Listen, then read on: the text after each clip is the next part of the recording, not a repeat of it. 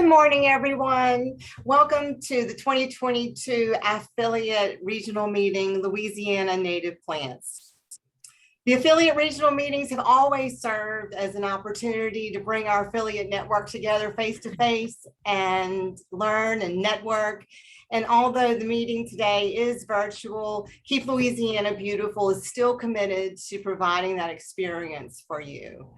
Hopefully you will leave this webinar inspired, energized, and give you some tools and resources to support a more beautiful Louisiana, one flower, one native plant, and one tree at a time. My name is Cabell Mouton, and I'm the affiliate and grant director for Keep Louisiana Beautiful.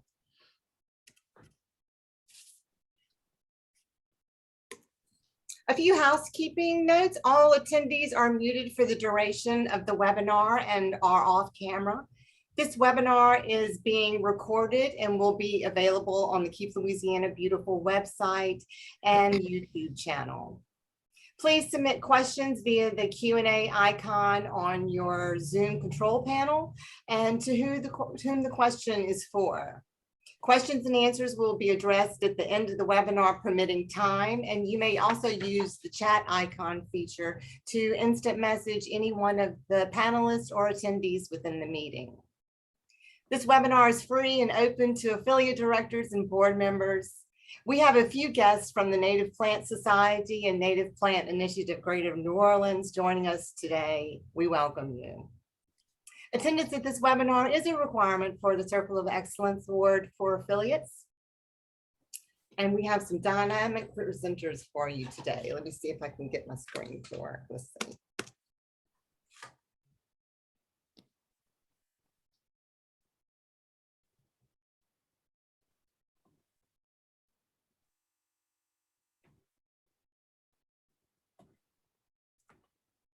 Here was the housekeeping.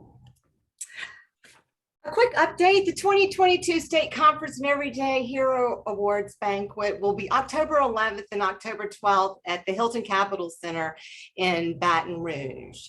Conference registration is currently open, as well as the award nominations that are due August 31st. The award nominations are open in 8 different categories, including Affiliate of the Year and Affiliate Director of the Year. So please think of someone or a group, or maybe it's yourself, that has furthered the mission of the affiliate and submit your nominations by August 31st. The form is registration form and the nomination form are on keeplouisianabeautiful.org, as well as the Affiliate Resource Center on KLB's webpage. We have a wonderful group of presenters today. We have Tammany Baumgarten, president of the Louisiana Native Plant Society, Dr. Phyllis Grifford, education outreach and vice president of the Acadiana Native Plant Project, Stuart, Hodnett, and Ashley Martin. Stuart is the Parks and Recreation Director, and Ashley is the director of the Crowley Park. Is that right? In the city of West Monroe? Yeah, sorry, Cam, was Haley Martin. Haley, I apologize. And okay. Denise Lanclos, president of Preservation Alliance of Lafayette and the historic Azalea Trail chair. We thank you and appreciate you so much for being here and sharing your time and talent. Before we get started, I'm going to hand it over to Susan Russell, Executive Director of Keep Louisiana Beautiful, for a few words. Well, welcome everyone. I'm glad to be here with you, and I'm so happy to see so many of y'all have joined us today. Cabell has me on a short chain because she knows that I have a tendency to go on, and I'm not going to do it this time. I just want to say that, you know, as we approach, I think today maybe is the first day of summer, although it's been feeling like summer for several weeks now. But I know everybody tends to disperse a little bit over the summer and go on vacations. But please make note of the next affiliate call. I'm going to ask to be put on the agenda because I feel like I have a lot to update y'all with everything that's been going on, and then everything we see coming forward for the next year. So we have some exciting news with some EPA grants that I want y'all to be aware of and prepared for to apply. I also want to fill y'all in on a greater level about the task force and the recommendations being made to the governor, and then the role that we will play moving forward. So please join us in July, and then register and meet us in Baton Rouge for our face-to-face conference. And in between then, you know that we're always available here to help you answer questions and to assist you. So I'm glad to be here today and to see so many of y'all from all parts of the state on the call as we gather, even though it's virtual, to share our knowledge and our ideas and our thoughts. So looking forward to today. Thank you to our presenters. I appreciate the time that you have volunteered to be with us and to share your knowledge with others. Thanks. Thank you, Susan. Even though we are virtual today, we're going to have some virtual door prizes, and we're going to kick off the webinar with door prizes. It's going to be that kind of a webinar. So we have a Keep Louisiana Beautiful pack. We have a hat for you, a Love the Boot t-shirt, and a canvas bag. So we have all the registrations in a little trash can. I'm going to pull out our first winner of the KLB bundle. Marissa, Keep Slidell Beautiful, our new director in Slidell. Keep Slidell Beautiful. Thank you, Marissa. We'll ship that to you, or you might have to have lunch with us. Now to our first presenter, Tammany Baumgarten is the current president of the Louisiana Native Plant Society. She is a master gardener with the LSU Ag Center. She's a horticulturist and an owner-operator of Baumgarten's Landscape and Design. Tammany has been installing and maintaining landscapes for almost 25 years. She is the most knowledgeable person I have ever met regarding native plants, and I'm so excited that you're here with us today. She has studied native flora in her area and has most recently is the founding president of the Native Plant Initiative of Greater New Orleans. Welcome, Tammany. You're on mute. Unmute. There you go. You're muted. You're muted, Tammy. Unmute. There we go. There you go. Good morning, Sorry Tammy. about that. All right.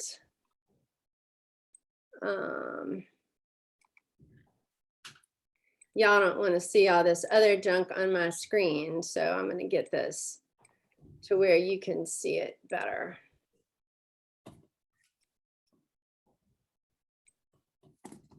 How's that look? Looks great. You're ready to roll. Okay, well then let's go. I'm super happy to be here. Let me see if I can get rid of y'all. Okay. Louisiana is home to approximately 2,500 species of native plants. These are documented in the State Herbarium at LSU that houses over 180,000 dried specimens. These were collected as far back as the 1850s. There's also a regional herbarium at UL Lafayette with specimens local to that area of the state. Parish records are still being collected and added to these herbarium collections and are maintained by interns and staff, as you see here. And it's a good thing that the native plants of Louisiana are documented in this way, because the plants and places where they were found have dramatically diminished in numbers. Human development, agriculture, and other forces like coastal erosion have decimated native plant populations. Just to frame this conversation, native plants are species occurring within a region prior to European contact. That's prior to all those significant human impacts and alterations of the landscape that came with European settlement. Many of these alterations have occurred just in the past 180 years. Many people are under the assumption that iconic southern plants like azaleas, camellias, gardenias, crepe myrtles are native because they're so ubiquitous. They are everywhere in our environment. But indeed, they are not. The vast majority of our landscaping plants are Asian in origin. Why do Asian plants do so well here? Well, this map kind of says it all. We're on a similar latitude. We have similar climates, and these plants thrive and do very well for us in our landscapes. Obsession with exotic plants from elsewhere is nothing new. It began a long time ago. The early leaders of this country were widely traveled. They traded and collected exotic seeds, plants, trees. They experimented heavily with what would grow here. Louisiana, being such an important trade location, saw its share of imported ornamental and agricultural plant material. Some of these exotics prove and still prove to be quite invasive and can be significant problems in many areas of Louisiana, because they outcompete our native vegetation. But azaleas, gardenias, crepe myrtles are not invasive yet. That's a whole nother talk some other day. It wasn't initially these exotic plants that extirpated native vegetation quite so much as the human activity that came and still comes with the settlement and development of natural areas for human use. The Homestead Act of 1862 and other land grant programs promised and delivered very cheap land for settlers. And in true European agricultural style, land was cleared, drained, and put to plow at an extremely fast pace in Louisiana and elsewhere in the country. As y'all probably know, animal husbandry and livestock farming was and is very big in parts of Louisiana, and this has altered the landscape considerably. Louisiana's cypress groves and longleaf pine belt fell in the late 1800s during what we call the Big Cut. And this was to meet the needs of an ever-growing, ever-ambitious population, and certainly bolstered the rebuilding efforts of the South after the Civil War. Railroads made it possible to reach and transport timber from the deepest recesses of our swamps and forests, and very little was spared. So we have numerous habitats in Louisiana that have dwindled in size, dwindled in numbers, where very low percentages of native stands of vegetation are left. This is one example, bottomland hardwood. The Mississippi Alluvial Valley, imagine the Atchafalaya Basin and what that looks like when you drive over it or boat through it. Well, the entire Mississippi River floodplain once looked much like that. And the graphic on the left shows the historic floodplain, and the one on the right shows the current floodplain. River engineering began in earnest after that great flood of 1927, and levees, diversions, retention areas have both created some of the richest farmland in the world, but disconnected almost 3 million acres of wetland habitat from this lifeblood of the river. You can see here that Mississippi Alluvial Valley has become almost entirely agricultural, as shown in the brown tones here on this land use map. Very few contiguous stands of bottomland hardwood exist today. These seasonally inundated marshes and forested wetlands are very important, very unique ecosystems for hundreds of wetland-dependent species, including Louisiana black bear, dozens of songbirds, waterfowl, and many more that are now considered at high risk. I recently paddled through the Maurepas Swamp and learned that Audubon has documented over 500,000 prothonotary warblers in that one swamp during breeding season, which is about now. That's about 25% of the global population of that bird in Louisiana at a certain time of year, just in that one swamp. Another dwindled habitat of Louisiana is the Cajun Prairie. Cajun Prairie was part of a coastal prairie belt extending from Louisiana into Texas, as shown here on the left. What existed in Louisiana is indicated here on the right, with the largest areas in central Louisiana, but small pocket prairies up here in the northwest portion of the state as well. One of our LNPS members is doing some incredible work in Webster Parish on some remnants that he has found there.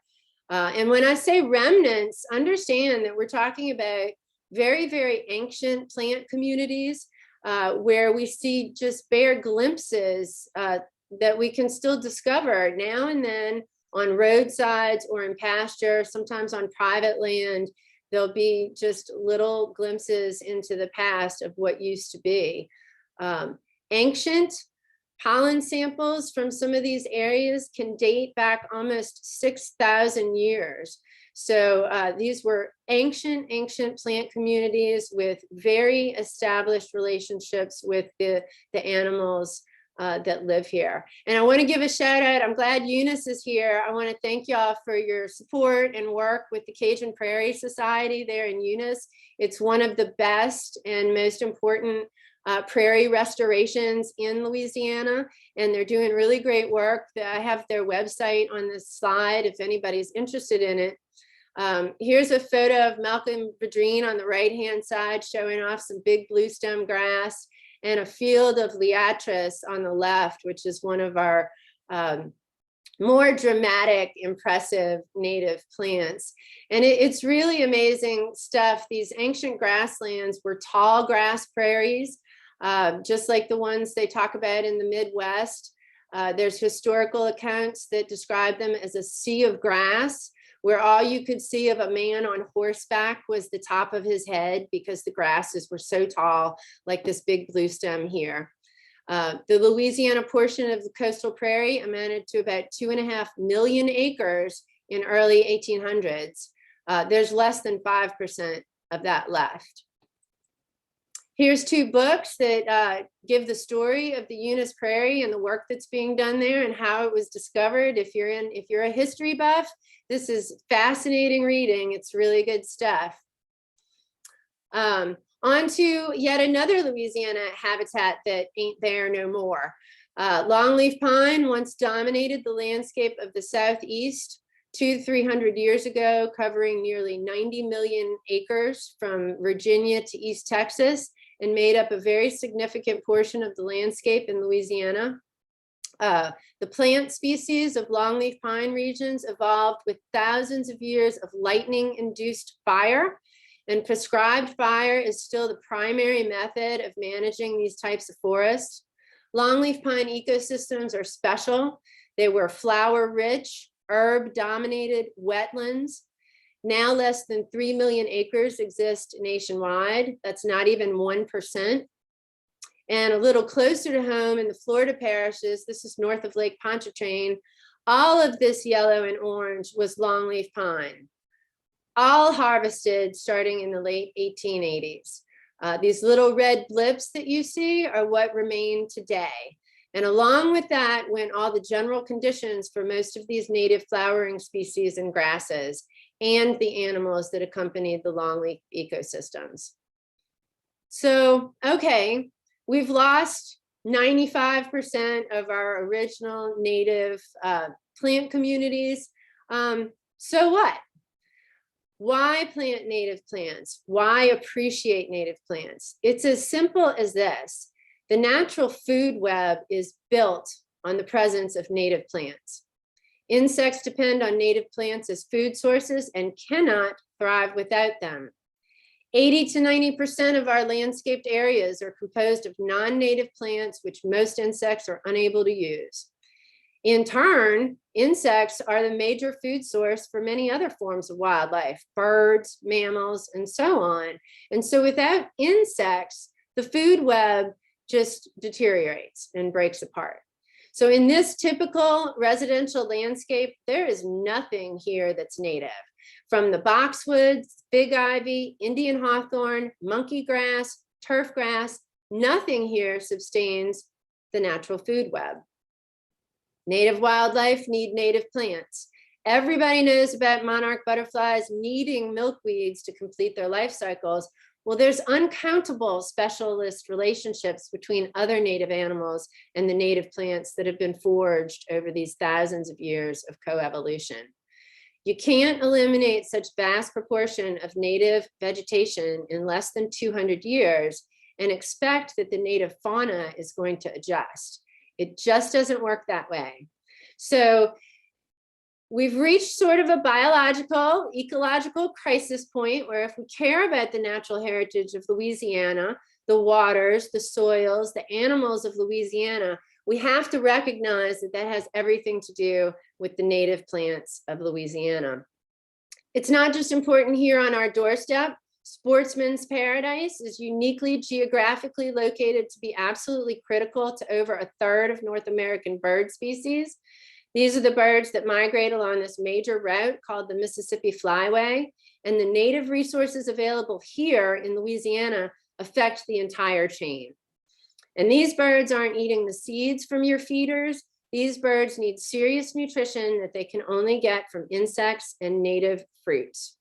As we said, the vast majority of insects are specialist feeders on certain plants. And as we said, those certain plants are native plants. So many of these insects, especially caterpillars, are literally incapable of feeding on non-native leaves and plant matters. Of the insects, caterpillars turn out to be the ultimate bird food, containing all sorts of nutrition critical to bird development.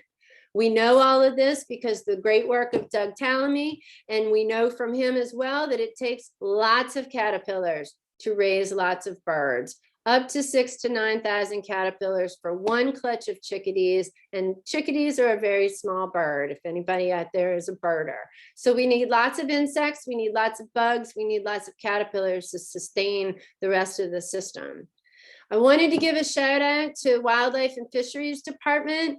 They produced this beautiful native plant resource guide, which is available online. And as far as we're concerned, should be plastered on every street corner. It's a beautiful view, overview of the native plants of Louisiana and all the benefits of them. In it, you'll find this diagram, which shows the historical habitat types of Louisiana. Find yourself on this map, and it tells you what used to be where you are and what soil and hydrology types still lend themselves to plant life in your areas. So whether it's bottomland hardwood, coastal prairie, longleaf pine, or any of the other habitat regions in our state, there are native plants for you. And one of the things that makes them so valuable to the ecosystem, besides their wildlife value, is their resiliency, their toughness. And that's due in large part to the extensive root systems that many of them have. And these roots do a few things.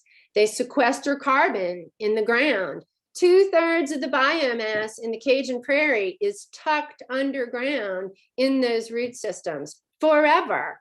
Carbon sequestration, this is the definition of it. These roots also penetrate deeply. They create channels for water to percolate into the soil instead of running off the surface, and they prevent erosion and soil loss. This is a fairly well-known diagram depicting the amazing root depths of average prairie grasses and perennials. And I want you to note on the very far left is a depiction of turf grass and its root system.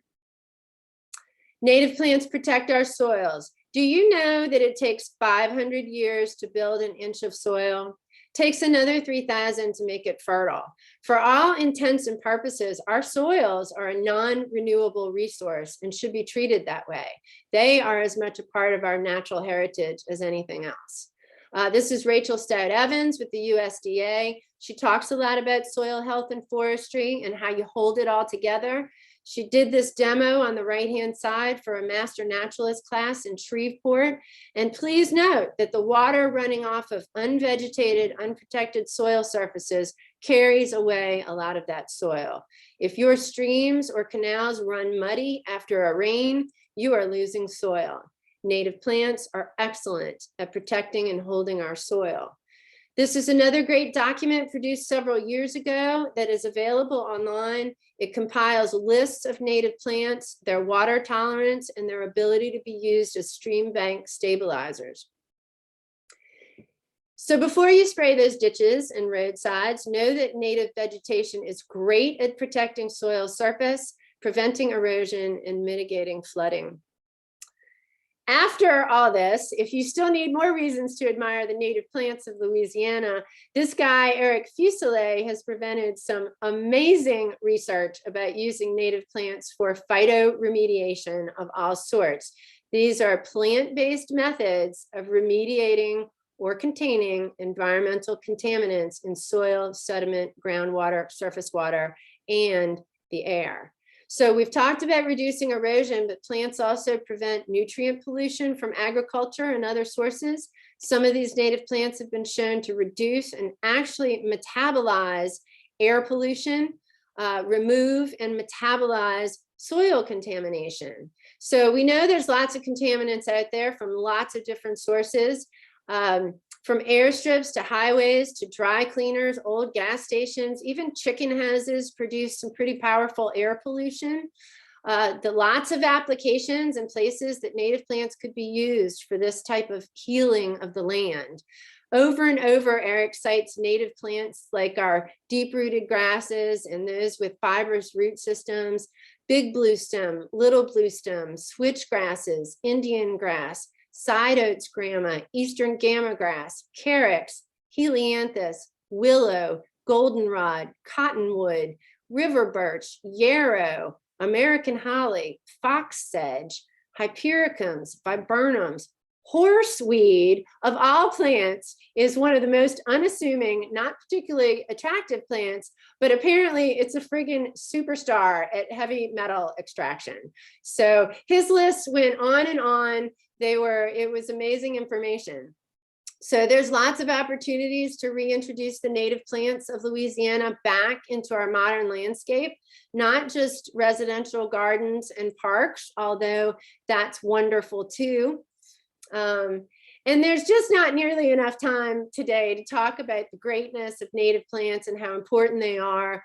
But we are here to help. I'm here representing the Native Plant Society. LNPS holds an annual meeting every February in central Louisiana. Any or all of you are welcome to attend. We geek out over all things native. We talk about things that we've studied and discovered in the state and the work that's going on. We also have active social media discussion groups where you can learn all sorts of things. And two other organizations exist, one in Lafayette area, the Acadiana Native Plant Project that Phyllis hails from, and in NOLA, NPI, the Native Plant Initiative got started up a couple years ago, and we're trying to support the greater New Orleans area in native plantings. So let's talk more. If you have questions, you want to pursue native plantings, want to know more about the native plants of Louisiana, here we are. This is what we do.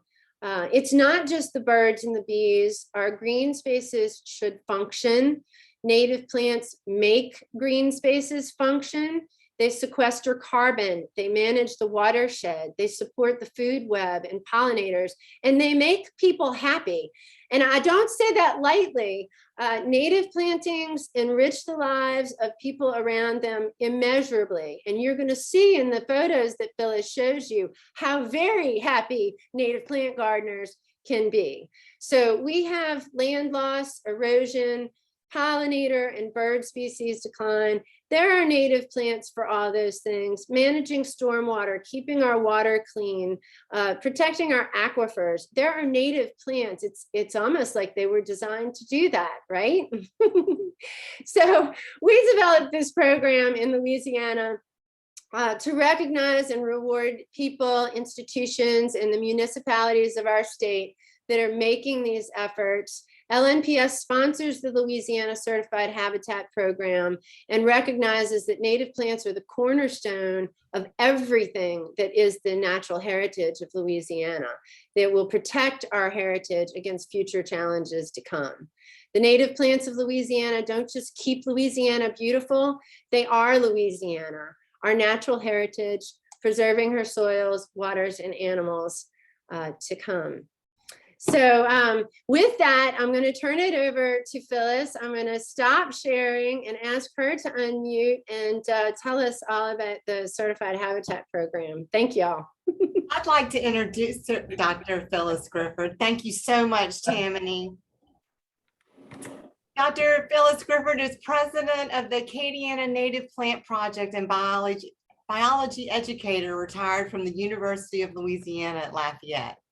Her scholarly work has aimed to bring biology home by making experiences of natural phenomena motivating and meaningful for lifelong learners of all ages.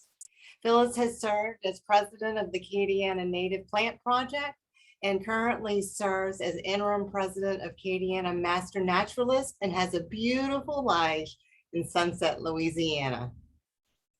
Welcome, Dr. Grifford. Thank you for being with us this morning. Well, thank you for inviting me. Just real quick, Cabell, am I supposed to see people or I only see my screen right now? Do you see it? You can share your screen. Oh, okay. I thought you had shared it for me. Okay, I will do that. Let's see. The green icon. Yep, it's coming. It was confusing because you had unmuted. Okay, that's good. Okay, now do you see it?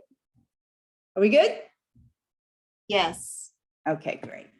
Well, hi, everyone. And I'm going to follow on Tammany's introductions to how important native plants are. And from the big picture history you just heard about and all of the important ecosystems we had in Louisiana, we're now going to zoom into what can mere mortals like me and you and your civic groups, your garden clubs, your local organizations, your own backyards can take part and make the world better, make Louisiana better, make it more beautiful, and not just beautiful to people, but to the insects and the birds that you're going to attract. So when Tammany and I and others in the Native Plant Society started the Louisiana Certified Habitat Program, it was because we wanted to inspire Louisiana to conserve our natural heritage. And a lot of times, because these ecosystems existed in the past and they don't exist this way anymore, we've lost touch with what things look like, and we've got a little out of touch. So my job today is to introduce you to the Louisiana Certified Habitat Program and hopefully encourage you, either as a private homeowner or someone who manages property for a municipal district, to consider participating in the program. So basically, the Louisiana Certified Habitat Program is going to provide for you, if you apply and qualify, a sign to put in at your property. So why would you need to have a sign? You know, why even have a certification program? Well, the main thing is that signs signal intention. They tell the people who pass by your property that you are doing this with meaning and with purpose, that you're conserving Louisiana's natural heritage, native plants, animals, lands, and waters. So the truth is humans are social. We love being a model neighbor. We like a little friendly competition. We love learning from each other, sharing with each other. And this program allows people to be a part of a community that really cares and demonstrates that, cares about our natural heritage. We've had a lot of applicants who say, well, I'm really glad I got the application because now I know what I'm shooting for. It gives me an excuse to learn some of these plants, to recognize them when I go to my garden centers. I'm paying attention more now to butterflies and birds than I ever have. And that's really what our goal is, to reconnect with nature. And I share Lady Bird Johnson's passion that I hope, and as an educator and a biologist, that we all reconnect with conservation, because the more you understand, the more you're willing to go to bat for it. So how do you apply to the Certified Habitat Program? You can go to the LNPS website, which hopefully will come up without too much of a glitch. And as Tammany said, the LCH program is described here on the website, and I'll take you to a lot faster when I was trying it without all the video on. I'll just go back to it. So the application, I do want you all to see the application though. So this application happens to be the one, it's a PDF form that they're using for the Baton Rouge properties, which is at Hilltop Arboretum is administering it. And the criteria is the same for the program, no matter where you are in the state, which is the fee is $45, and that you have to have at least 25 species of native plants in order to qualify. And some organizations give a discount for their members, like we do for the Acadiana Native Plant Project. You first can give permission to put your address on the map. I hope to show you the map in a second. And whether you're applying for bronze, silver, or gold, upgrades are free. The decals are like this. And so if you go up from bronze to gold, we can put this weatherproof decal on there for you. We ask you to tell us about your site. What is it that got you interested in native plants? Was it wanting to reconnect with your natural heritage? Was it your child who came home from school wanting to garden for butterflies? Was it you inherited some family land, or your garden club? Garden Clubs of America, if you got into garden clubs lately, nationally, their big focus lately has been native plants. So Tammany and I were given lots of talks last year. In order to meet the demand.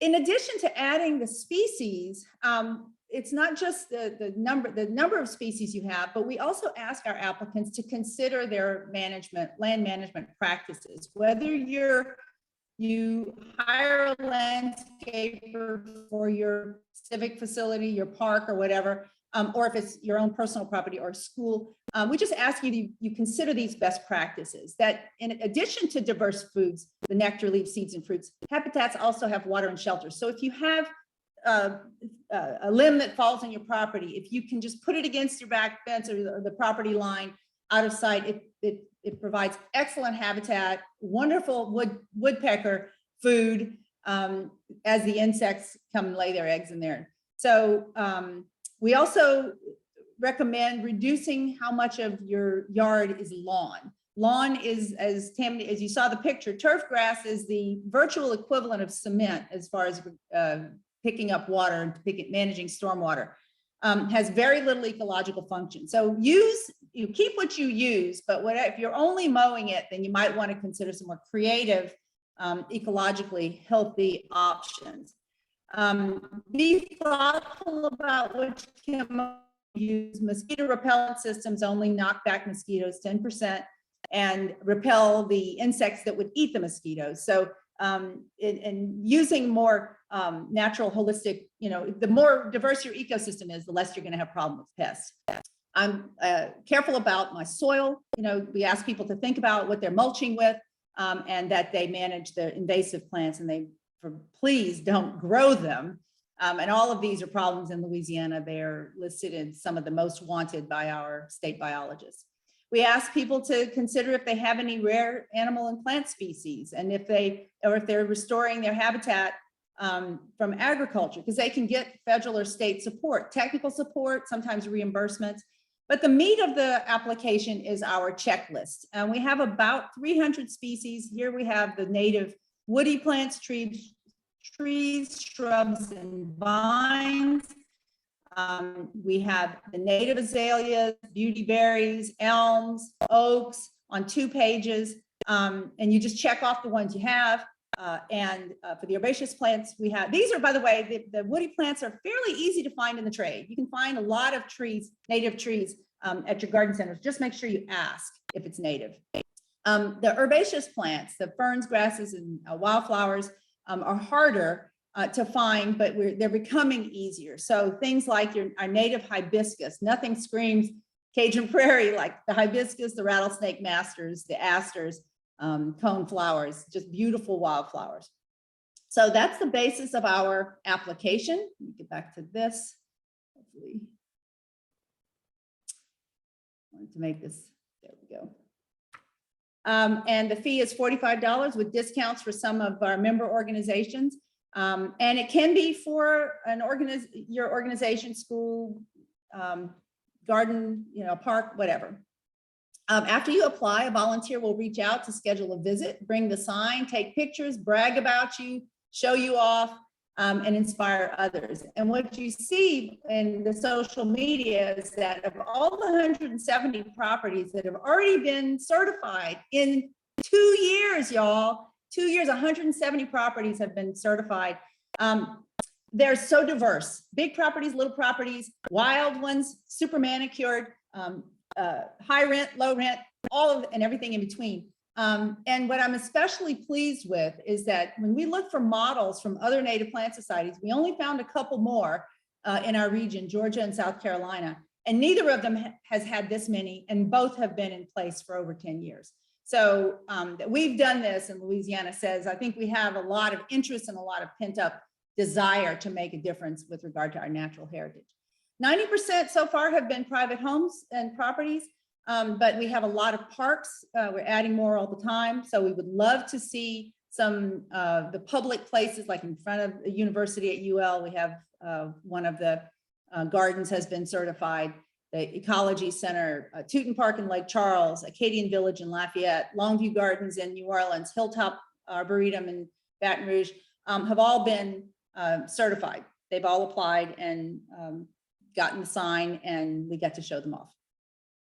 So where do you get native plants? I don't know if you can, I have to move this. Where can you get native plants?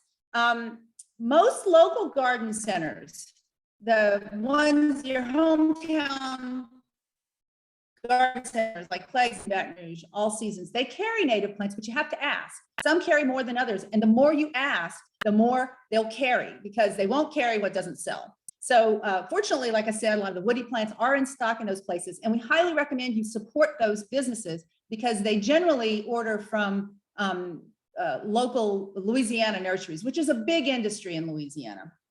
And we want to support those businesses. But the big box stores like Lowe's and not to call them out, but those are mass-produced plants grown in Florida, shipped here, usually treated with insecticidal compounds, systemic ones like neonicotinoids, and they're not always labeled that way. But your staff at your local garden centers will know if things have been treated, where your plants came from, if they're native, and ask them, because there's not a separate section for native plants at any of them I've ever been to. So you just need to ask, and the more you ask for natives, the more they will stock. Nonprofits like ANPP in Lafayette, we grow over 100 species, Pelican Greenhouse at City Park in New Orleans, Hilltops Hodgepodge Nursery. Master gardeners are getting into the native game big time. Crosby Arboretum in Mississippi, their master gardeners only grow natives of Southern Mississippi. I was very impressed by that. And now another great place to get natives is from your landscaper, because some of our best sources of native plants are wholesale only, like in the Florida parishes, some fantastic native nurseries, Louisiana Growers and Jenkins. And we can't, mere mortals can't just drive up and buy plants there, but your landscapers can. And so can your facility managers if you're working in a facility, a school or something. So when you're thinking about your garden, as Tammany said, native plants are the base of every terrestrial ecosystem on Earth.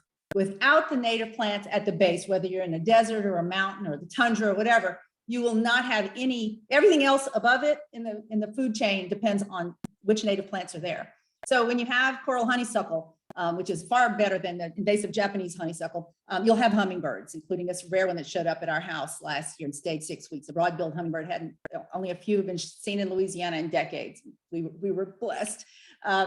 This buckeye in the shady part of our yard under our live oak tree. And of course, everybody's got to have some purple coneflower, echinacea, superstar with bees and butterflies. And these bees are native bees. There are over 100 species of native Louisiana bees. And the people in the Cajun Prairie know that. That is a super place for supporting our pollinators, butterflies as well. Honeybees are wonderful. I love honey. It's a wonderful industry in Louisiana. It is the state insect, but it is not from Louisiana. It's from Europe. So I'm glad that they're here. They actually have some benefits from pollination. But for some specialist plants, there's some specialized co-evolved relationships in which a certain bee has to pollinate a certain plant, and all of those work together. Plant it and they will come. When you're shooting to get the top of the food chain, like a horned owl, Diane Bullard knew she got it right when she got a horned owl, and she has a gold habitat. Habitat can be anywhere. Any of these can be certified. It can be around your beautiful pool in your backyard. Got all these bee balms, native bee balms, and some blanket flowers. The State Wildlife and Fisheries Office has plantings of all the major ecosystems in Louisiana. Here's a parking lot at an Albertsons in Lafayette. What screams Louisiana more than these palmettos, this beautiful cypress, and then all these rudbeckias? This probably isn't ideal habitat for every species of butterfly, but what it does is it trains people's eyes to what is beautiful and what screams, we are proud of our heritage, and our natural heritage is part of that. Habitat can be anywhere. It can be in the Hell Strips in New Orleans. That's that little sliver where all these violets are growing between the sidewalk and the street. It can be right up next to the sidewalk, and it can be mixed. There's some monkey grass there, not native, but you've got plenty of bee balms and rudbeckias in the mix. Tiny yards can be certified. This little bitty space in New Orleans had over 25 species, but even bigger. You can go bigger in a traditional neighborhood on the North Shore.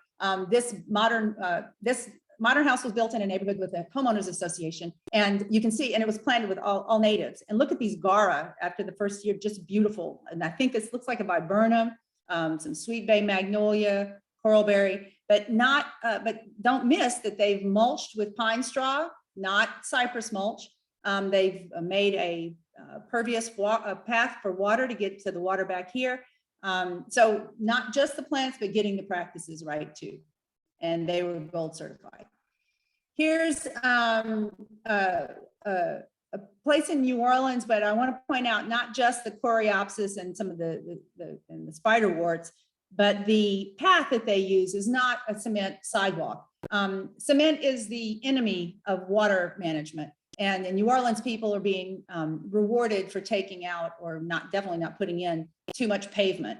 And so their practices of putting pine straw and native plants and walking stepping stones is commendable.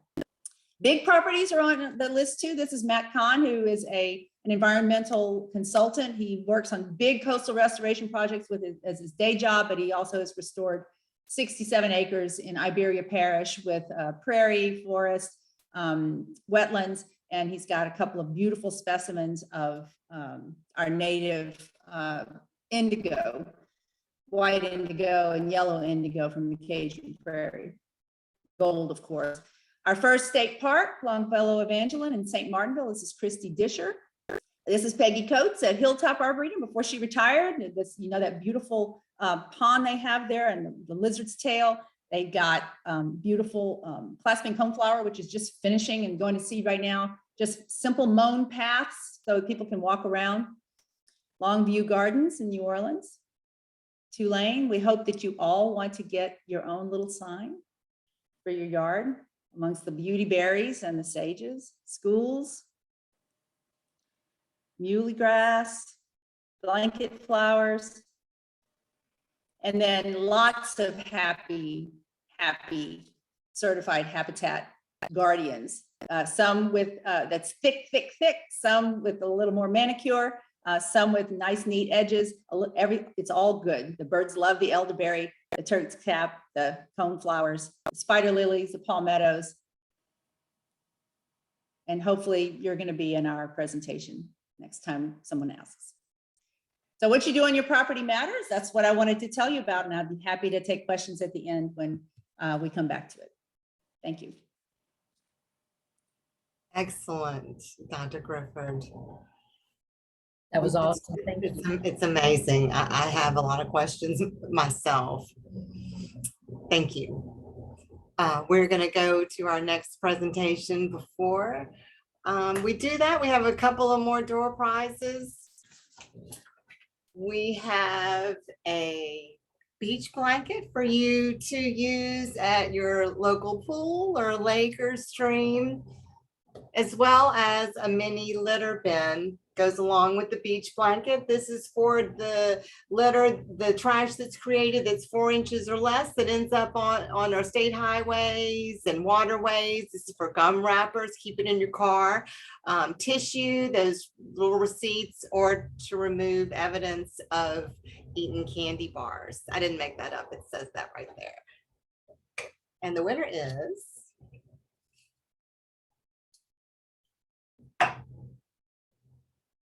Keep New Orleans Beautiful, Dawn Bear. Great. Congratulations, Dawn. And we have one more before we get to Stuart and Haley. For your barbecues, we have a 30-ounce Yeti along with a digital thermometer for your perfect hamburger, steak, and you're gonna need a neck fan if you're doing anything outside.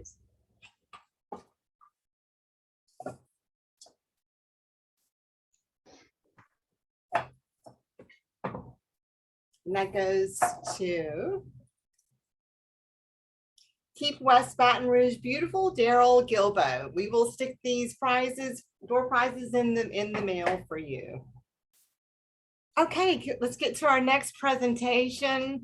I'd like to introduce to you, many of you know him, Stuart Hodnett and Haley Martin. Stuart is currently the Director of Parks and Recreation for the City of West Monroe, overseeing the city park system, which includes Caroli Park Restoration Park, Lazar Park, and a number of other neighborhood parks. He also oversees the city's recreational programming, so appreciate him being here today in the summer with all of those activities that are going on. Stuart has spent a lifetime in the green way of living and served for 4 years and as the affiliate director for Ouachita Green. And Haley Martin is the Caroli Park manager. Welcome, welcome. Well, thank you, Cabell. I think I can share the screen. I'm gonna try that and click. You want to try it? I have your slides ready if you can. Okay, let me try it real quick. Okay. For those of you that have won door prizes, if you wouldn't mind dropping in the chat box the address that these need to be shipped to, and also please use your chat box for any questions. I don't know. Susan said the Q&A wasn't behaving properly, so you might want to drop your questions in the chat if you can't access your Q&A. Yeah, Stuart, looks like you're ready to go. Yeah, I'm ready. Thank you so much, Cabell. Thank you for having us today to share what we're doing with the city of West Monroe. You know, it's an honor to work for the city and do the things that we do on a daily basis. It's also a blessing to go out every day and come to a park and provide that for all the community and all for the city and its citizens. So we have the Caroli Park manager here, Haley Martin, with me to share in what we've been doing. She's a little bit more educated with the plants and some of the things that she plants. So I'm gonna turn that over to her, and we're just gonna show you some pictures what we've been doing throughout the city properties, throughout Caroli Park, and some of the reasons why we plant native plants and the plantings that we do, including bulbs, cuttings, and propagating different plants here in the city. So Haley, it's all you. Hello. Hey, I'm going to start today talking about some of the bulbs that we have planted. We plant in January. This year, it was our record. We planted over 16,000 bulbs. We planted 8,000 daffodils over at Restoration Park and plan on planting 8,000 more this year. We also had 2,000 tulips at City Hall, and we incorporated the new roundabout sign, the Louisiana boot. We put some tulips there, 900 there. So we're excited. Every year we plant more and more bulbs, just kind of give that winter, spring interest. So also, I don't know if you guys have known, but we have a beautiful, huge 26-foot greenhouse here. It's about 3 years old, but man, we use it up. We propagate our own plants, and we start several thousand seeds. Excuse me, Haley. I don't think your slides are advancing. Are you moving? Advanced slides. We'll go ahead and advance those for y'all. We'll do that as we go. Go ahead, Haley. Okay, so it'll go through them all. Yeah. Okay, sorry about that. We also start our baskets for downtown. I don't know if you guys have seen the baskets at Antique Alley, but we have 36 baskets that we start. We do a cool season annual for that. And then we also do a summer annual. So we start those in the greenhouse as well. So when we, are you, I want to. sorry, the slideshow's not working. There's a picture of the greenhouse. So that's normally what it looks like for the summer. We do start a lot of bedding plants, but we also have a certified monarch way station here. So we start a lot of our host plants, a lot of our zinnias, you know, the pollinators, black-eyed Susan, Gaillardia vertibata. We start a lot of that by seed. Milkweed is especially, we start probably 1,000 milkweed, just put it in there. And, you know, dill and parsley are good host plants too. So yeah, we definitely love having this greenhouse. This is a picture of City Hall with the tulips that we had planted there. They were stunning this year. Some of our tulips. You want to just keep scrolling Yeah. through? I'm gonna go ahead and keep scrolling through. The tulips this year were fantastic. They were on fire. They look really beautiful. We have visitors that come all over America to come down to see what we have planted.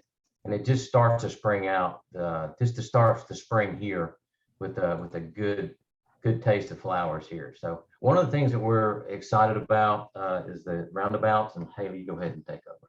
Okay. I also wanted to talk about the Crowley Park. We also are a certified wildlife habitat with the National Wildlife Federation. And I'm looking forward to doing the Louisiana one soon. I'm excited about that. Our commitment to sustaining and protecting Crowley Park's natural resources and healthy and sustainable wildlife habitats and pollinators are very important to us. We practice soil and water conservation, planting native species, providing organic practices such as eliminating chemical pesticides and fertilizing, and composting. We have a very large compost that we do utilize. We also have a certified monarch way station, as I was talking about. It's something that we've had for about 3 years now. And every year it looks better and better because everything's still reseeding. We got a lot of coneflower and milkweed, as I said. We've got the aster. You name it, we got it in that bed. And it's beautiful. You should stop by and come see it. We also have Wildflower Hill, which I'm really excited about. This year, it's the best it's ever been. We reseeded it with 20 pounds of wildflowers, and we've got everything and anything. Also, many years back, they planted a lot of native grasses, prairie grasses. So we've got that going on too. I think the picture's a little off, I'm sorry. We want to give you a picture of some of the wildflowers that this is Crowley Park here, but we're going to give you an idea of what we do on a daily basis. That's it on that one. Next one. Yeah. So let's look at what we have coming up next. Yeah, this is the butterfly garden. So we want to show you a little bit about the butterfly garden, what we got going on. So Haley, go ahead. These little guys were from last year. I didn't get to have much time to get a new caterpillar. But as you can see, it's beautiful. There's some of our common milkweed and the ants eating on them. And here's some of the other pictures of the butterfly garden. And here's all of our host plants. Got a lot of dill and tithonia back there, which are loved by butterflies. There's our bee balm.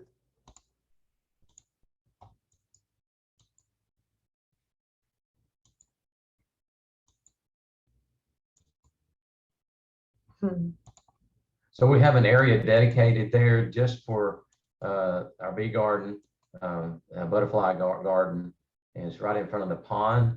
And you know, you mentioned that make this areas make people happy. They come out just to see the butterfly garden, and they bloom year round. So we're super excited about that area. Kelly does a fantastic job of keeping that up, and we want to continue with that and grow that area here within the park. Yeah, and bringing back a lot of natives. We do a lot of bedding annual plants as well, but we do really want to incorporate those native areas and keep our conservation and just our ecosystems perfected here at Caroli. There's the Wildflower Hill. I'm just amazed by how beautiful it is. The bee balm this year, I think we have maybe 25 bee balm, maybe 30 up in there. But here's our Monarch Way Station sign. And that's about it. I mean, can you think of anything else? I know we've got a lot of projects coming up. We've got the conservatory project coming up.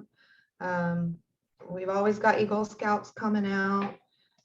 They gave us how many bat houses? 8 to 10 bat houses. So Yeah, we're ecstatic about that. Yeah, it's really good. We have bats, so they were up into the pavilions.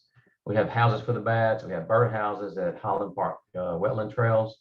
Crowley Park continues to grow under the leadership of Haley Martin and her crew. We're all about being organic and non-pesticide free area and herbicides. Do everything. We pull the weeds by hand. She's really good about doing that, and which makes a sustainable garden, in my opinion. So no pesticides or herbicides are used here. I know we will continue to do that within the city. We want to continue to grow within the city. And right now we're managing over 29 areas like this within the city limits, including roundabouts, city hall, farmers markets, a lot of different areas where large crowds gather, and we're getting a lot of good responses. A lot of people are happy when they see these things.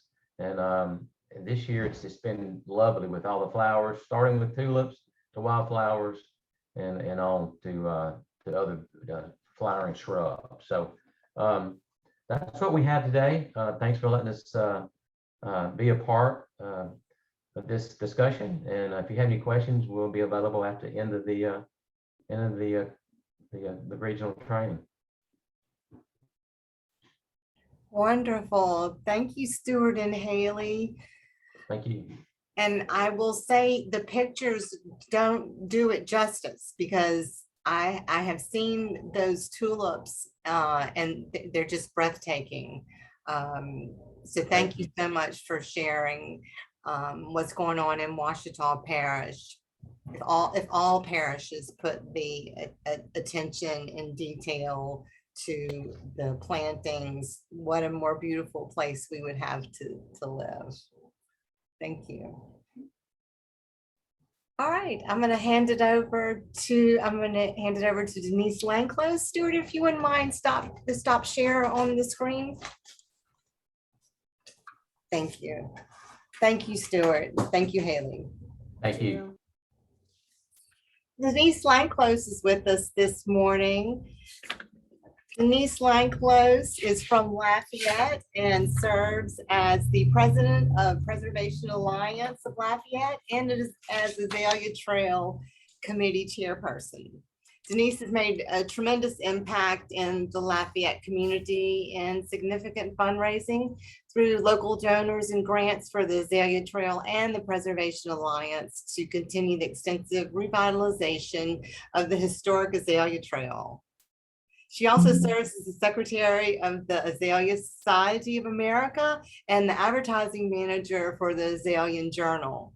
She's enthusiastic. She is a community advocate, a volunteer, a writer, and she is a former board member of Keep Lafayette Beautiful. Welcome, Denise. Thank you. Can you see my slide? Not just yet. Okay. If you would hit click on the green icon that says share screen. Okay. And then you should see your Yes, presentation. okay. Click on your presentation and click share. There you go. Okay. Can you all see it? Yes. Okay, And great.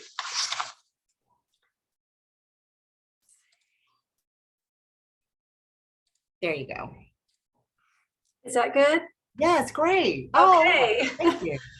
So Oh. thank you all. Lafayette's historic Azalea Trail began in the very early 1900s. It's a wonderful part of our cultural history. Our southern indica azaleas here are just so beautiful. They're big supporters of the pollinators. They can live up to 100 years or more, and they're great bird habitats. The Flower Power show they put on here in the spring is the first sign of our spring here. We did a beautification at Malkus Park with our Azalea Society of America's Louisiana chapter. We donated many azaleas at the front. Buddy Lee, who is our encore inventor here in Louisiana, donated 150 of the deciduous native azaleas. And we've planted those in the ravine by the bridge. We are encouraging more native deciduous azaleas and the encores, which are ever blooming. So sit back and enjoy this beautiful slideshow. We've partnered our Azalea Trail with Preservation Alliance of Lafayette, which promotes our historic properties, and many of the historic treasures are along our Azalea Trail.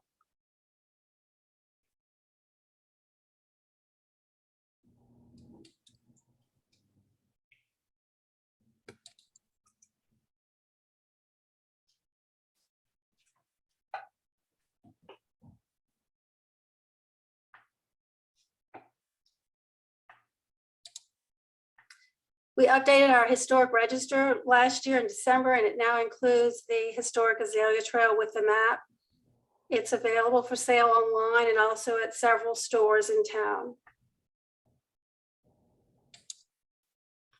Lafayette received Azalea City certification by the Azalea Society of America in 2016 for all of the great revitalization efforts that Scenic Lafayette had done.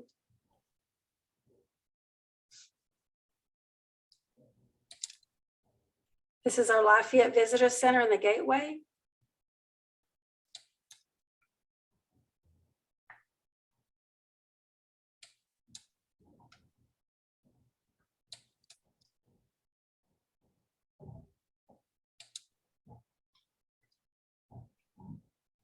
There's so many beautiful historic register properties on the trail in Lafayette. It's really a beautiful time to come to Lafayette in March. We post a bloom watch on our website and Facebook beginning in late February so that visitors know when to come for peak bloom season.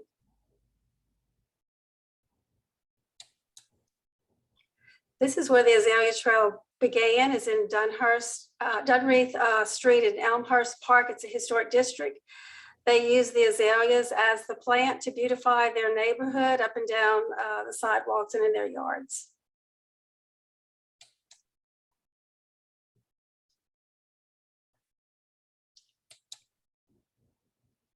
The trail is beautiful year round. We start with the Japanese magnolias and the camellias in the wintertime, and then the Azalea Flower Power show in March, and also in May and June. Right now, we've got beautiful southern magnolias and crepe myrtles in bloom all along the trail.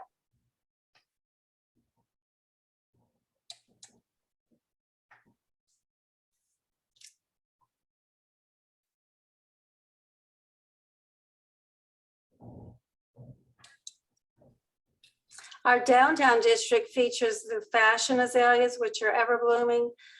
They're beautiful. They bloom in spring and fall and a little bit throughout the summer.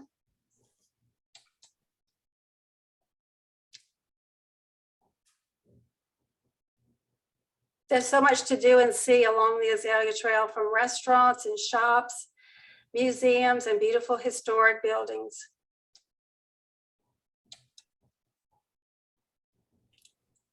Denise, how many miles does the trail It's cover? 25 miles long, and you can see our map on the website, and we're also real prevalent on Google Maps. You can see a lot of photography there.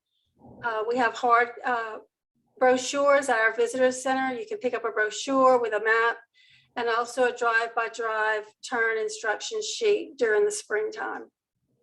We set up a beautiful display at the visitor center in March every year. So can anybody plant azaleas and become a part of the trail? Anybody can. We are an azalea city, so we ask people to share their pictures on our Facebook when they're blooming. We do plant giveaways around November, around Thanksgiving, sometimes along the trail to encourage more planting. We are encouraging more people to consider putting in the native deciduous azaleas and the encores. The encores are a lot of beautiful variety that are ever blooming. They're a smaller shrub that's more manageable in flower beds.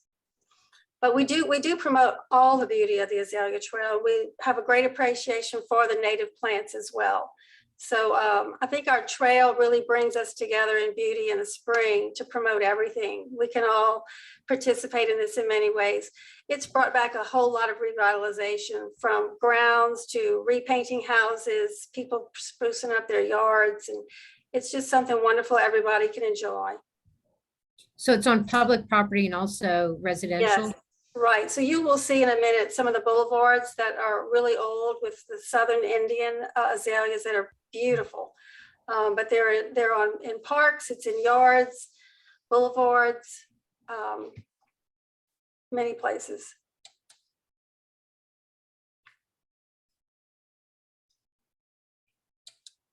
This is St. Mary Boulevard. We call this the thread of the Azalea Trail. It's just stunning. This and Mouton Gardens, two historic locations for the Azalea Trail. We're working with the city continually, always trying to maintain these large public spaces. We're hoping to get these trimmed down and cleaned out this year and next year. We did a spruce up of the crepe myrtles a few years ago and had those professionally trimmed. Now we're working towards cleaning these beautiful old azaleas. They're pretty much done. They do well on their own. It's just when they get large, you do need to clean out any kind of dead limbs and maybe trim off a fourth after bloom time in the spring.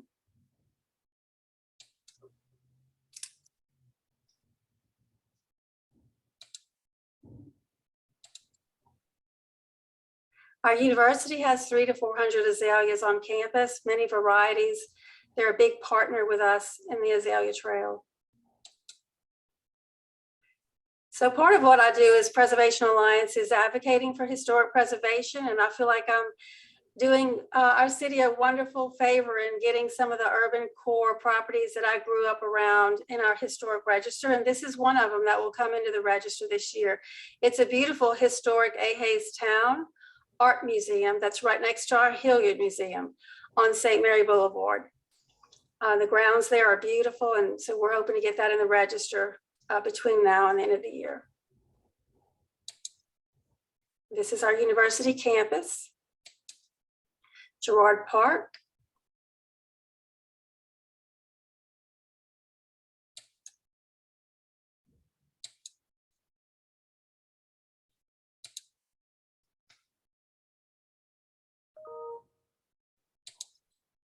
And this is Les Jardins du Mouton. It's an old historic mall boulevard, beautiful. It's a showcase of our official city flower. The Southern Indian azaleas became so prevalent here, especially this lavender fuchsia. Our mayor and the Chamber of Commerce declared it our city flower back in 1938. So it is our official city flower. The neighborhood there, they are really taking and embracing this space. There was beautiful statuary here historically. You can see a video of this online. They have brought back the historic benches. They're working towards improving the entrance of the neighborhood and putting a historical marker here. This is a side boulevard in the same area. This is an early 1920s Tudor development neighborhood right off of Johnston Street. Beautiful, beautiful neighborhood with beautiful old homes and azaleas. This is a picture of Bendel's Camellia Lodge in Bendel Gardens. He and many other people that developed Lafayette had huge nurseries, and they had a lot of azaleas and camellias and other plants and native trees on their property.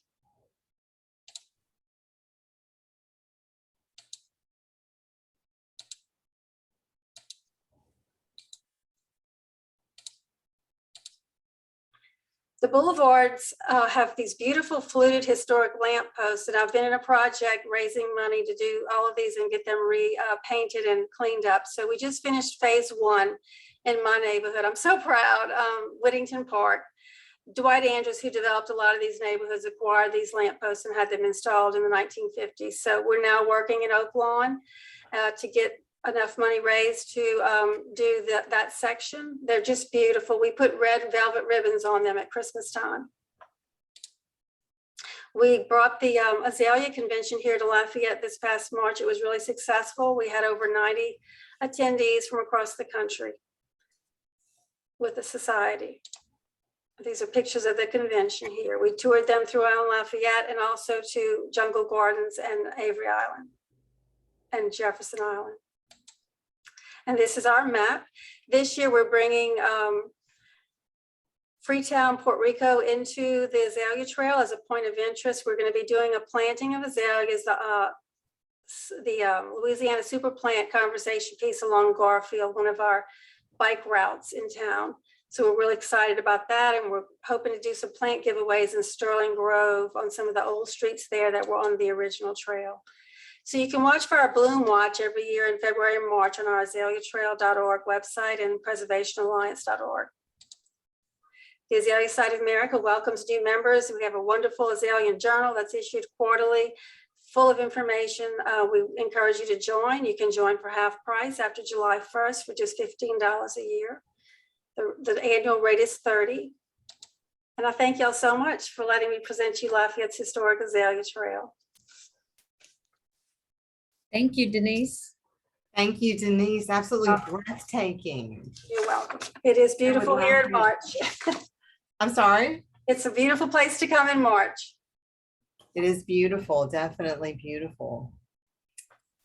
Okay, we're going to open up the floor for questions. If you wouldn't mind dropping your questions in the chat box. I have a few questions. Can I get started while we're waiting? Yeah, for go people to ahead. enter theirs Yes, into the Susan. chat? So, Stuart and Haley, I'd love to hear more about your greenhouse. So, how much of what you grow is planted, and do you ever buy plants, or is it strictly what you grow is what you plant? We Cool. actually grow a lot of seeds, our own propagation. We do a lot of propagation with our coleus that we have, any of the other stuff that we can propagate. And then we also purchase plugs from Ball Horticulture, which saves us thousands of dollars doing it that way. We buy the little small plants and then transplant it into a larger pot. I'd say we probably have 15 to 16,000 plants to plant. We plant in September. We start our cool season, start our baskets, and then we do in January, we'll get another shipment for our summer annuals and start our summer seeds. We do buy some stuff for other projects that come up, but we try and plan. I plan in July for each bed, each location around the city, bulbs, you name it. So most of it is grown out of our greenhouse. We do buy very little. How long have y'all operated the greenhouse? It's been about 3 years, but prior to getting the greenhouse, we used a part of our conservatory for growing, and we just would run out of space. And I think the city understood that we were saving thousands of dollars and said, okay, let's build you one. And I would like to have another, because I think, as we continue to grow with the city of West Monroe, it really would be beneficial, especially if we were to decide to ever do, a plant sale for our Corley Park Foundation. One of the things that I'd love to see is for us to have a Louisiana nursery so that we could provide native plants to local communities, either free or at a reduced cost. And in fact, in working with the task force, that's one of the items that came up. So I'd love to see, even if we could establish, smaller pocket nurseries around, similar to what y'all are doing. And to have some consistency with that native plant. I see Phyllis raising her hand. Yeah, I got I'd like to something say ask about that. all of the panelists, do any of y'all work with the Department of Agriculture and Forestry on any of these projects? Indirectly, the Native Plant Project gets some of the small bare root seedlings when they make them available. So we've done that. Others can speak up, but I do want to speak to that point about the liners, the native liners. Go ahead. There are quite a few people in conversation in Louisiana right now at Department of Wildlife and Fisheries, the botanist there, Audubon, Louisiana, UL. The one piece that's missing in the supply chain for native plant availability is exactly what Haley was talking about, is getting the plug plants from elsewhere, because there's just not a supply, native or otherwise. There might be some non-natives available in Louisiana, but for the natives, it's very difficult to get local genetics, local ecotypes of plugs. And so we've been looking for ways to support, and even the Native Plant Project in Lafayette, we're looking for ways to support small growers if they wanted to get into, we would love to help them get started. We've got horticulturists and scientists and heavily involved in our volunteers, and we can help you get started, because we would love nothing more than to have that supply be available. It's a big hole in the supply chain.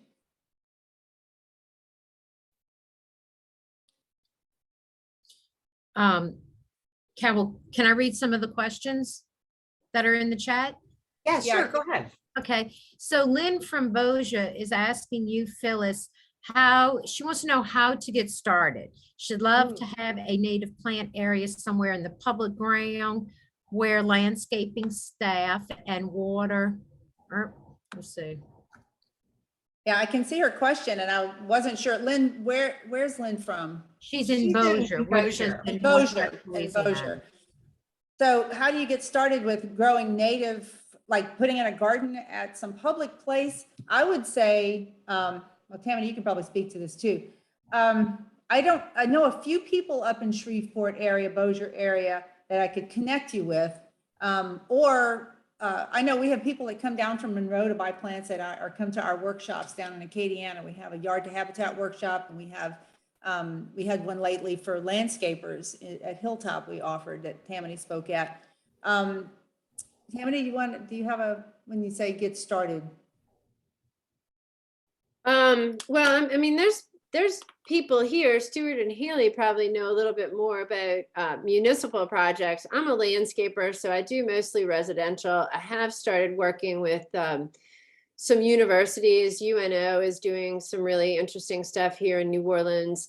In turn, it really runs the gamut between, and I know Keep Louisiana Beautiful is interested in wildflower plantings and seeding, or is it more traditional landscape gardens? And, traditional landscaped areas need all the same things that a traditional landscape would. They need to be watered past establishment.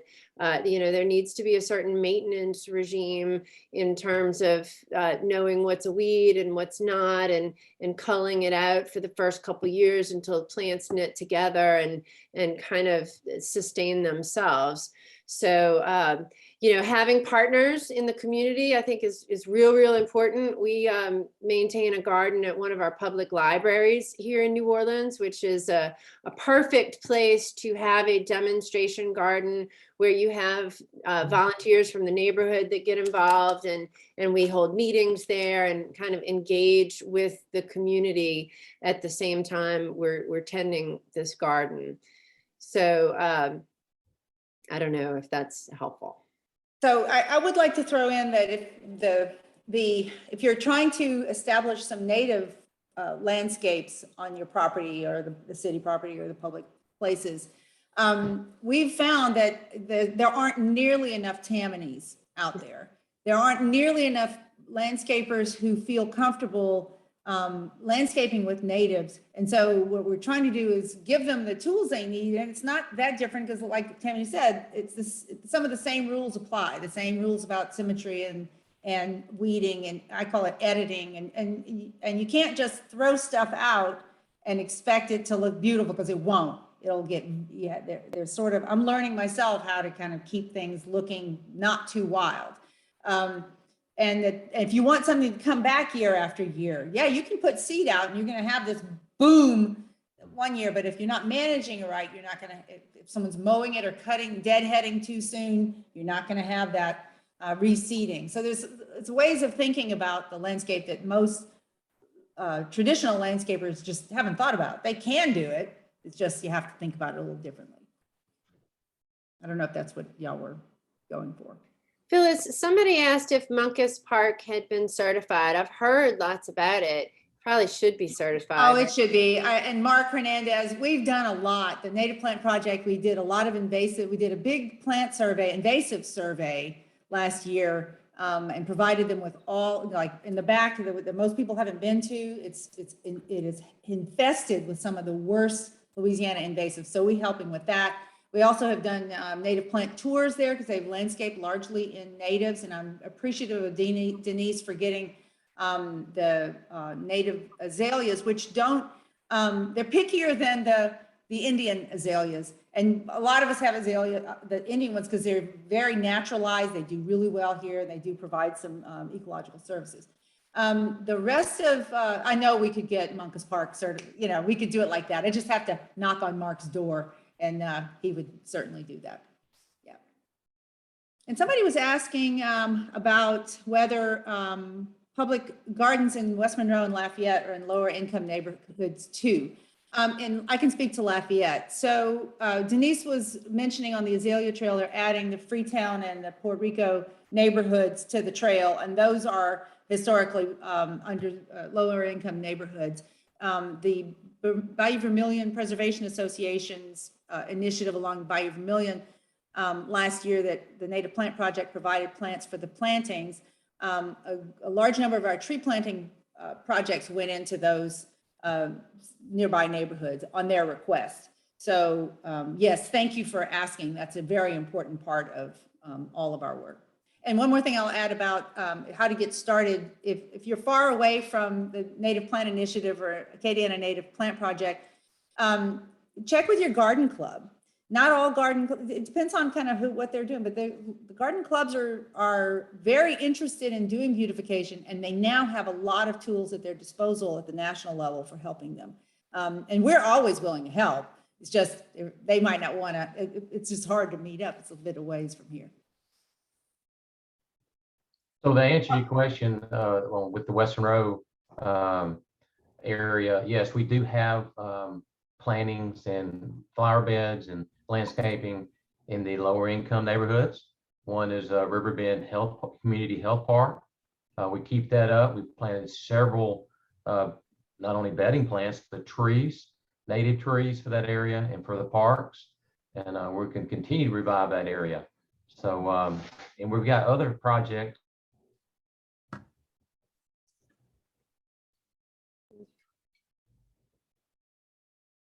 I think Stuart froze. Yeah, froze. Yeah. I'm surprised this is the first one. I think today is the first step.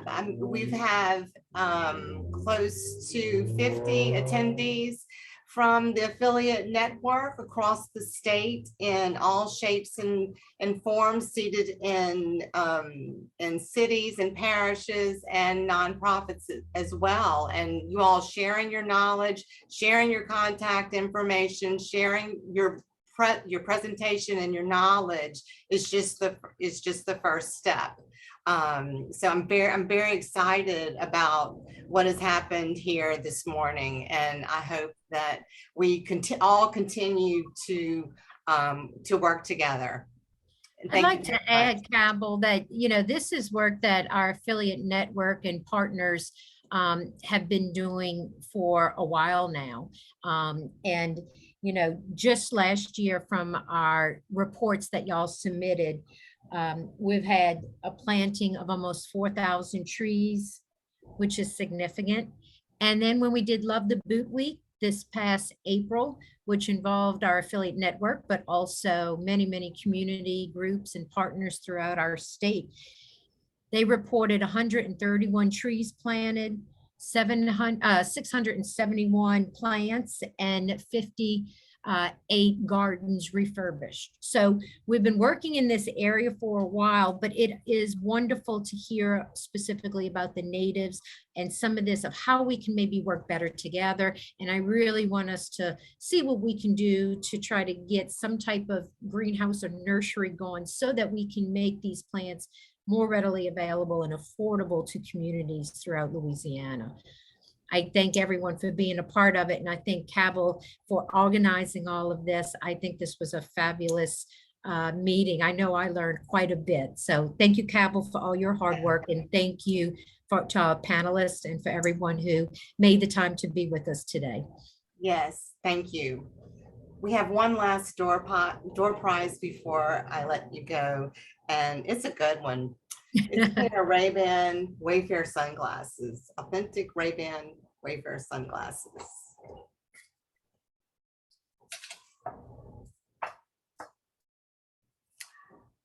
And it goes to Andy Brown in Washita Green. Congratulations, Andy. Well, thank all of you very much. We will be sharing. Cabell, can I add one more thing? I'm sorry to interrupt you, but quite a few people are asking about the presentations. They enjoyed it so much. Oh, I'm sorry. Okay, go ahead.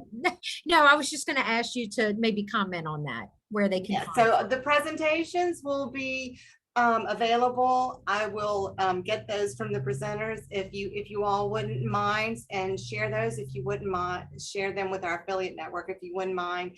And the webinar is being recorded and will be on our website as well as our YouTube channel. Thank you for being with us today, the 2022 affiliate regional meeting. I hope you have a beautiful afternoon and have a great day. Bye.